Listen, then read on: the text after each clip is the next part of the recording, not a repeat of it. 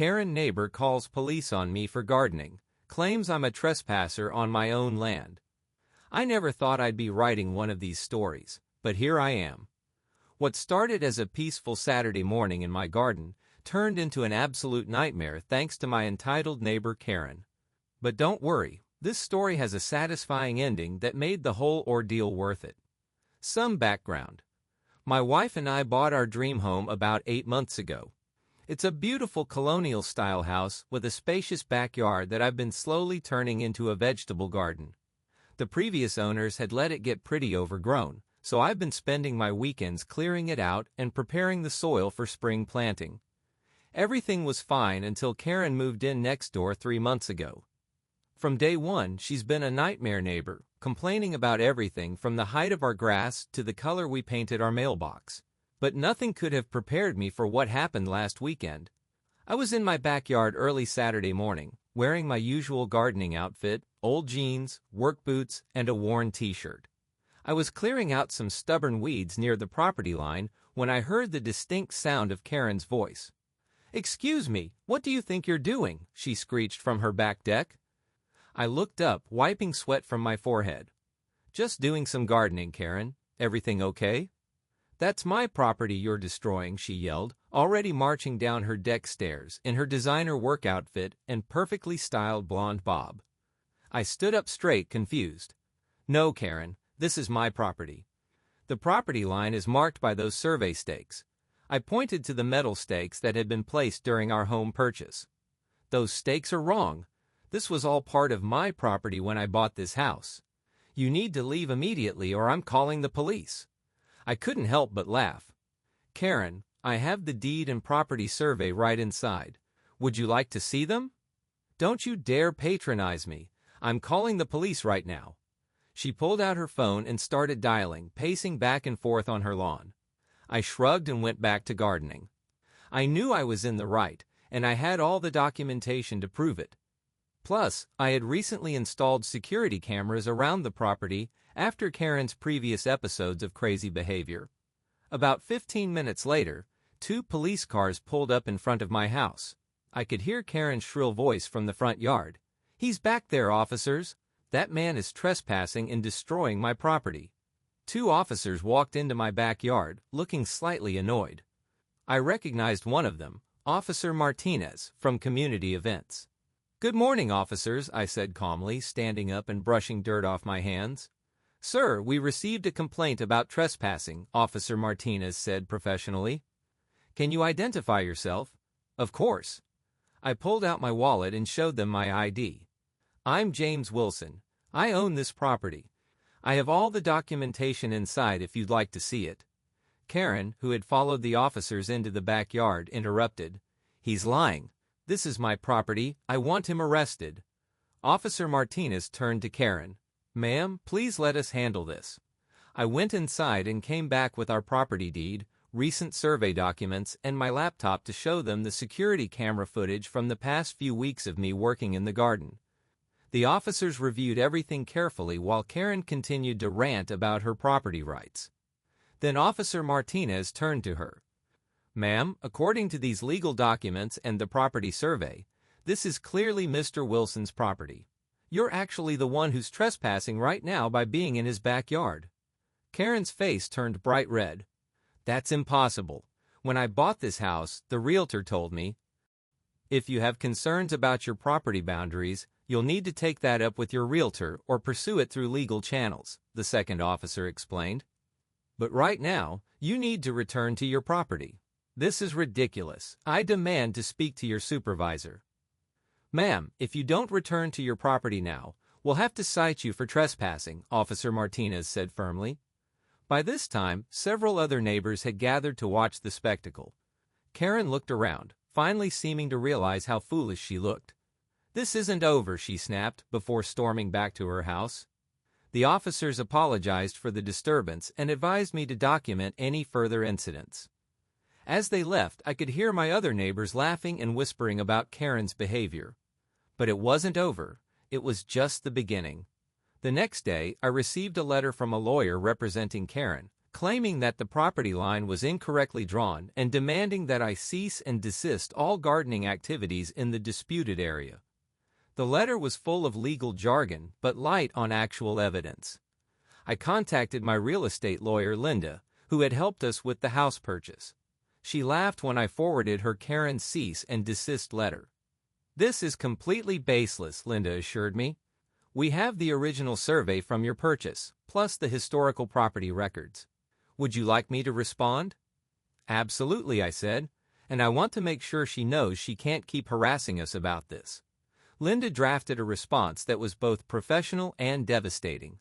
She included copies of all our documentation, including the original property survey from when the subdivision was built in 1985, the updated survey from our purchase, historical aerial photographs showing the property boundaries, the deed history going back 30 years, screenshots from our security cameras showing Karen's increasingly aggressive behavior.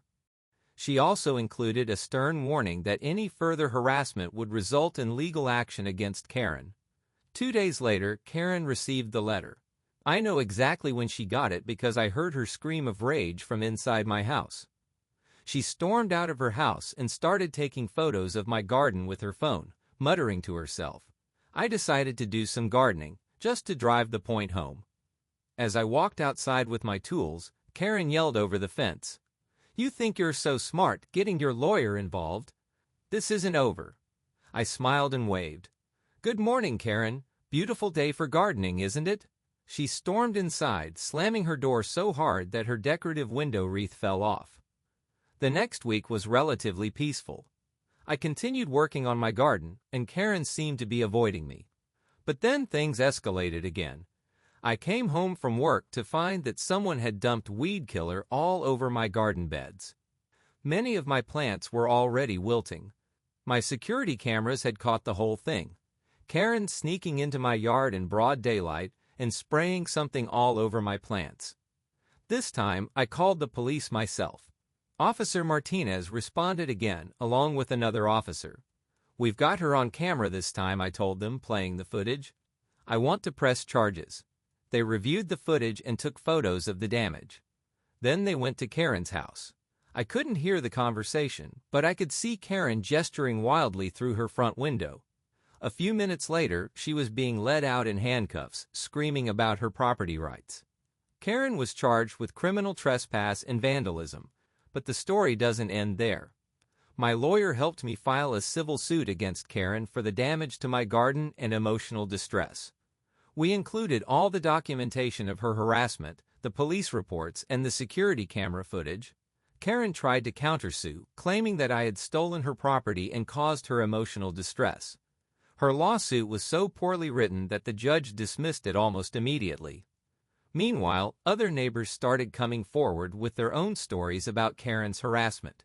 It turned out she had been making everyone's lives miserable since she moved in, complaining about children playing in their own yards, calling the HOA about imaginary violations, and trying to get people's pets taken away for barking. The civil case never made it to trial. Karen's lawyer, a different one this time, reached out to negotiate a settlement. In the end, Karen had to pay for all the damage to my garden, $3,500, cover my legal fees, $5,000, sign a legally binding agreement to stop harassing me and other neighbors, install a fence on her side of the property line, at her expense, to clearly mark the boundary. But the best part? Karen put her house up for sale 2 weeks later. I guess she couldn't handle living next to the neighbors she had tried to bully. The new owners are a lovely young couple who actually asked for advice about starting their own vegetable garden. I gave them some tomato seedlings as a welcome gift. These days, my garden is thriving. I've got tomatoes, peppers, cucumbers, and herbs growing where Karen once dumped weed killer.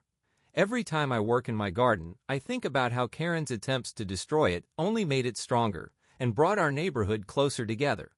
The security cameras are still up, though. You never know when another Karen might move in. Epilogue. Last week, I ran into Karen at the local grocery store. She pretended not to see me, but I noticed she was buying some sad-looking tomatoes from the produce section. I couldn't help but smile, thinking about my own garden full of fresh, homegrown vegetables. Sometimes I wonder if Karen learned anything from this experience. But based on what I've heard from her new neighbors, yes, word gets around in our town, she's still up to her old tricks. At least this time, her new neighbors had warning signs about what they were dealing with. As for our neighborhood, Karen's departure had an unexpected positive effect. People started spending more time outside, knowing they wouldn't be harassed. Kids play freely in their yards again. The HOA meetings are shorter and more pleasant. And best of all, several neighbors have started their own gardens, inspired by my victory in the Great Garden War, as we now jokingly call it. My garden has become a sort of neighborhood gathering spot. I regularly share my harvest with neighbors, and we've even started a small weekend farmers market in the cul-de-sac. Karen would probably have an aneurysm if she knew her former property had become such a community hub. The whole experience taught me something important. Sometimes standing your ground and defending what's right isn't just about you. It's about setting an example and showing others that they don't have to put up with bullies, no matter how loud or persistent they might be. And every spring when I plant my garden, I make sure to put something extra special in that disputed strip of land where this whole drama started. This year, it's a row of sunflowers that will grow nice and tall, visible from 3 blocks away. Take that, Karen. Update, 6 months later. I didn't think I'd be posting an update to this story, but some wild things have happened that I need to share. Remember Karen, my property line obsessed former neighbor who tried to destroy my garden? Well, she's back, but not in the way you might expect. It started when I received a certified letter from the county courthouse. Karen was suing me again, this time claiming that her inability to sell her house at her desired price was somehow my fault. According to her lawsuit, my aggressive gardening and the negative publicity from our previous dispute had damaged her property values. I immediately called Linda, my lawyer, who had handled the previous case. She couldn't help laughing when I read her the lawsuit. "This is even more ridiculous than her last attempt," Linda said. "She's trying to claim that your legally maintained garden on your own property constitutes some sort of nuisance. The judge is going to throw this out." But here's where it gets interesting. During the discovery phase of the lawsuit, Linda uncovered something shocking. It turned out Karen had never actually owned her house. She had been renting it from a property management company while pretending to be the owner. "Wait, what?" I asked Linda when she told me. "How is that even possible?" "It gets better," Linda said. "The property management company had no idea about any of this. They've been trying to contact her for months about unpaid rent." I couldn't believe it. All those times Karen had screamed about her property rights. She hadn't even been the owner. The property management company, when they found out about Karen's behavior, was horrified. They immediately began eviction proceedings. But Karen wasn't going down without a fight. One Saturday morning, about a week after the eviction notice was served, I was in my garden, of course, when I heard a familiar screech. "You ruined everything." Karen was standing on her back deck, but this time she wasn't alone. She had what looked like a group of people with her, other Karens, I guess you could say. "What's going on, Karen?" I asked calmly, making sure my security cameras were running. "These are my friends from the Homeowners' Rights Association," she announced. "We're here to protest the illegal seizure of my property." I looked at the group. There were about 6 women, all with varying versions of the Karen haircut, holding poorly made signs with messages like, "Gardeners are land thieves," and "Protect homeowner rights." "Karen," I said, trying not to laugh, "you don't own this property. You never did. You're being evicted because you stopped paying rent." "Lies," she screamed. "This is my house. I have rights." Her protest group started chanting something about property rights, but they seemed confused about the actual situation. One of them whispered something to Karen, and I could see the woman's eyes widen as Karen tried to explain. By this point, several neighbors had come out to watch the spectacle. Someone must have called the police, because Officer Martinez showed up again. He took one look at the situation and sighed. "Ma'am," he said to Karen, "we've been through this before. You need to leave this property immediately." "I won't leave my home," Karen declared, gripping her deck railing. "This isn't your home," Officer Martinez explained patiently. "We have confirmation from the actual property owner that you're being evicted for non-payment of rent. Your presence here is trespassing." Karen's protest group started backing away as the reality of the situation became clear. One by one, they got in their cars and left, leaving Karen alone on the deck. "You're all going to regret this," she yelled, but her voice was shaking. "I'll sue everyone." The property management company arrived with a formal eviction notice and a locksmith. It turned out Karen hadn't paid rent in 4 months, using the money instead to file frivolous lawsuits and hire her protest group. As she was finally forced to leave, we discovered something else interesting. The property management company did an inspection of the house and found that Karen had made unauthorized modifications to the property, including removing survey markers and trying to install her own property line markers several feet into my yard. "This explains so much," Linda told me when I updated her. "She wasn't just being difficult, she was actively trying to fraudulently claim land that wasn't even hers to begin with." The property management company pressed charges for the unauthorized modifications and damage to the property. Between that, the eviction, and her outstanding rent, Karen was in serious legal trouble. But the story doesn't end there. A few weeks later, I was contacted by a journalist from our local newspaper. They were doing a story on rental fraud in our area, and Karen's case had caught their attention. Would I be willing to be interviewed about my experience? I agreed, and the resulting article was eye-opening. It turned out Karen had pulled similar stunts in 3 other neighborhoods in our state. She would rent a house, pretend to be the owner, and then try to bully her neighbors into giving up portions of their land. When it inevitably failed, she'd stop paying rent and move on to her next target. The article led to more people coming forward with similar stories about Karen. The district attorney's office took notice, and Karen is now facing multiple fraud charges. Linda tells me they're using my security camera footage as evidence of her pattern of behavior. As for my garden, it's doing better than ever. The property management company, feeling bad about the whole situation, offered to split the cost of a professional landscaping service to help restore the areas Karen had damaged. I declined the money but accepted their offer to have the property line officially marked with permanent survey monuments. The house next door has new tenants now, a lovely family who actually asked permission before planting their own garden.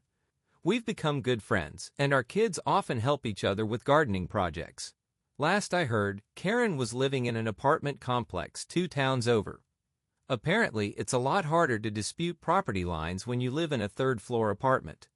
The whole experience taught our neighborhood some valuable lessons about standing up to bullies and the importance of documenting everything. We've started a neighborhood watch program, and everyone has installed security cameras.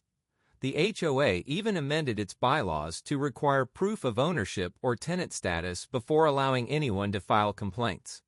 My garden has become a symbol of resilience in our community. This spring, we're hosting our first annual neighborhood garden tour, with proceeds going to a legal aid fund for victims of rental fraud. Several of my neighbors have asked me to help them start their own gardens, and I'm teaching a community class on vegetable gardening at the local library. The strip of land that Karen tried to claim? It's now home to a thriving butterfly garden, complete with a small sign that reads, "Property lines end where community begins." It's a reminder that sometimes the worst situations can bring out the best in a community. Linda framed a copy of the dismissal order from Karen's last lawsuit. It hangs in my home office, next to a photo of my garden in full bloom. Whenever I look at them, I'm reminded that standing up for what's right isn't always easy, but it's always worth it. And those security cameras? They're still running, just in case Karen or any of her homeowner rights friends decide to return. But somehow, I don't think they will. It turns out that sunlight isn't just good for gardens, it's also the best disinfectant for toxic behavior. Our neighborhood is stronger now, more united.